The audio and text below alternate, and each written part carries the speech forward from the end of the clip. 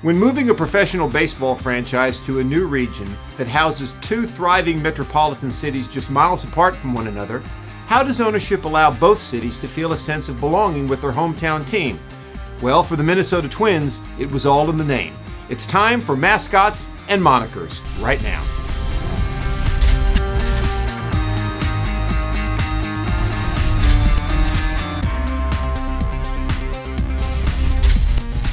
Real quick, be sure to give this video a like by hitting the thumbs up button and subscribe to Mascots and Monikers for the latest videos as soon as they drop. The year was 1960, and it was then that Major League Baseball officially granted the city of Minneapolis a pro baseball team. This was not to be an expansion franchise, however, as Calvin Griffith had been granted permission to move his Washington Senators to Minneapolis and thus allow Washington, D.C. to create a brand new expansion team that would assume the Senators' name and logos.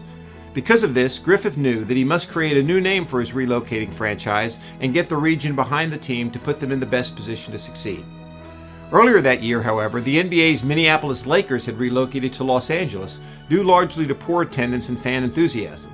This was mainly caused by fans in the nearby city of St. Paul refusing to support the team, as they felt the Lakers went out of their way to cater specifically to Minneapolis.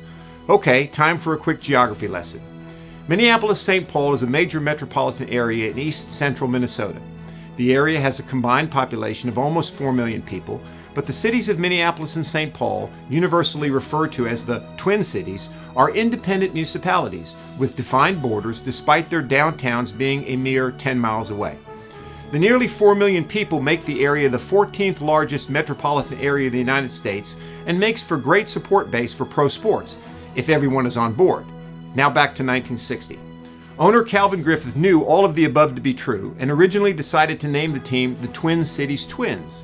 Major League Baseball rejected this name, and thus Griffith decided upon simply Minnesota Twins, to signify the twin cities of Minneapolis and St. Paul. Although Major League Baseball rejected his original name, they did allow him to use his original TC, Twin Cities, interlocking logo for its caps. The team's primary logo features two men, one in a Minneapolis Millers uniform, the other in a St. Paul Saints uniform, shaking hands across the Mississippi River with an outline of the state of Minnesota behind them. The Millers and the Saints were old pro baseball teams that played in various leagues before 1960, and this was Griffith's way of showing his commitment to the fans of both Minneapolis and St. Paul, that the Twins would be identified as a part of both cities. With that, the team began play in 1961 and never looked back. Their colors are navy blue, scarlet red, white, and a Minnesota Kasota gold, which pays homage to the gold-tinted dolomitic limestones unique to southern Minnesota known as Kasota stone. As for the team's mascot, fans can find TC Bear at every game. Although not officially confirmed, many longtime fans point to Ham's Brewery for the inspiration here. The local brewery from the 1960s was the first major sponsor of the team, and their mascot was also a bear, known as the Ham's Beer Bear, and was wildly popular around the Twin Cities during the team's first decade of existence. So now you know that the Twins name does not stand for two identical people, but rather two identical cities. And whether you're a local resident who resides in Minneapolis or in St. Paul, you can be proud of and support your Minnesota Twins. We'll see you next time on Mascots and Monikers.